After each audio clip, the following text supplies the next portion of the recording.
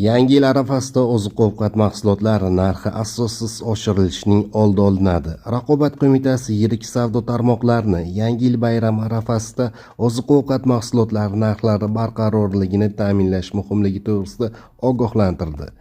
Ma'lum qilinishicha, qo'mita tomonidan Yangi yil bayrami arafasida keskin talab oshadigan ijtimoiy muhim oziq-ovqat mahsulotlari narxlari barqarorligini ta'minlash bo'yicha chakana savdo tarmoqlariga Korzinka, Makro, Havas, Baraka, Magnum, Assorti, B1 va Magnit yetkazib beruvchi korxonalar tomonidan narxlarni o'zgartirish, logistika xarajatlari va boshqa narxning oshishiga olib kelishi mumkin bo'lgan omillar to'g'risida qo'mitani tezkor xabardor qilib borish hamda yetkazib beruvchilarni narxlarni asossiz oshirishga yo'l qo'ymaslik yuzasidan ogohlantirib borishlari bo'yicha ko'rsatmalar yuborildi. Ijtimoiy ahamiyatga ega oziq-ovqat mahsulotlari aholi iste'molining asosiy ratsionini tashkil qiladigan, ular bo'yicha ichki bozorda talab va takliflarning mavsumiy hamda boshqa keskin o'zgarishlar kuzatiladigan oziq-ovqat mahsulotlari.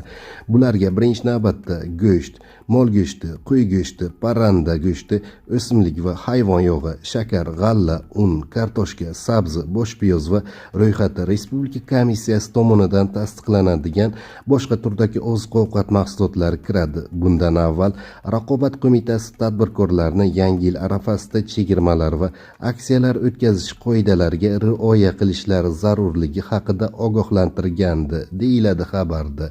Siz bugun o'z kanalda edingiz, kanalimizga obuna bo'ling va bir dona like tugmasini bosib qo'yishni unutmang.